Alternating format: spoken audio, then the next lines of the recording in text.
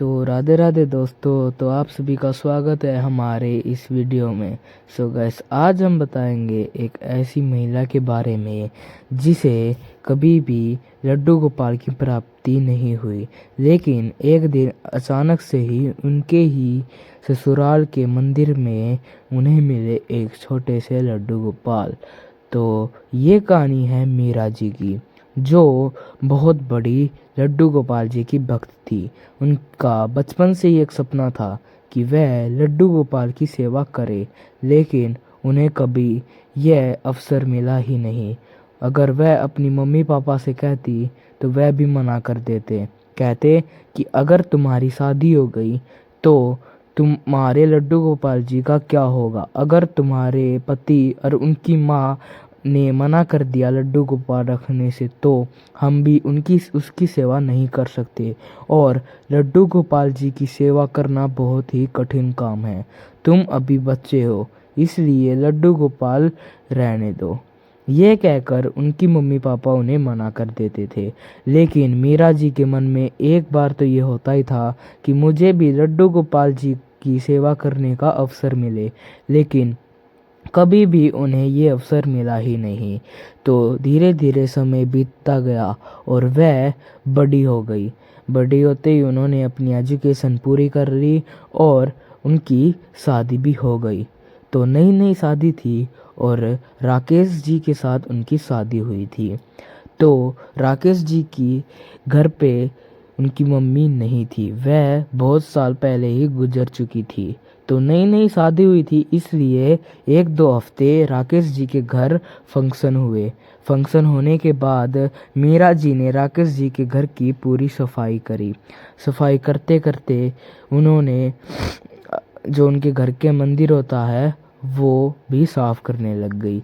लेकिन अचानक से ही उस मंदिर में से एक उन्हें मूर्ति मिली, और वो मूर्ति उस एक लाल कपड़े से बंधी हुई थी।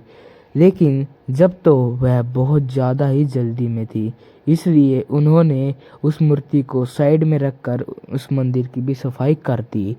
लेकिन सफाई करने के बाद अचानक से ही उसकी नज़र उस मूर्ति के सामने ही चली गई। तो उन्होंने सोचा कि इस लाल कपड़े के अंदर क्या हो सकता है।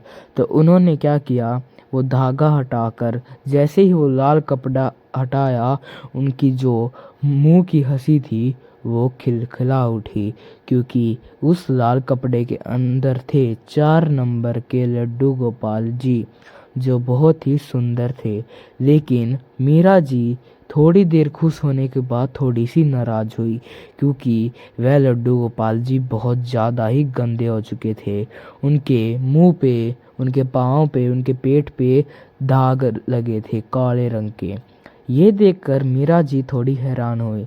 वह राकेश जी के पास गई और पूछा कि ये लड्डू गोपाल जी ऐसे क्यों हो गए हैं। तो राकेश जी ने कहा कि यह लड्डू गोपाल जी मेरी माँ रखती थी और वह ही इनकी सेवा करती थी। मेरी माँ के जाने के बाद हमने लड्डू गोपाल जी की सेवा नहीं की, क्योंकि मेरी मम्मी के अलावा किसी और को लड्डू गोपाल की सेवा करनी आती ही नहीं थी, ना ही मेरे पापा को और ना ही मुझे। और वैसे भी हम दोनों तो नौकरी में बिजी रहते थे, तो लड्डू गोपाल की सेवा करे ही कौन। तो इसलिए हमने ऐसे रख दिया। तो यह सुनकर मीरा जी थोड़ी नाराज हुई, लेकिन अब उन्होंने ठान लिया कि वह ही इन लड्डू गोपाल जी की सेवा करेगी।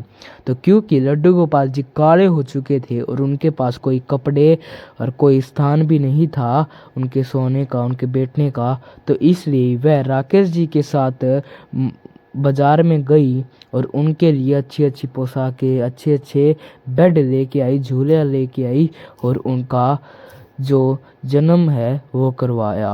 और उस दिन से लेकर आज लग उन लड्डू गोपाल जी की सेवा मीरा जी ही करती है, और वो लड्डू गोपाल जी अब बहुत अच्छे ही हो चुके हैं।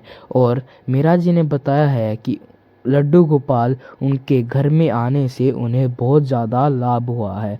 तो ये थी गाइस मीरा जी की स्टोरी। अगर आपको ये कहानी अच्छी लगती है तो हमारे चैनल को लाइक करें और सब्सक्राइब करें। राधे राधे।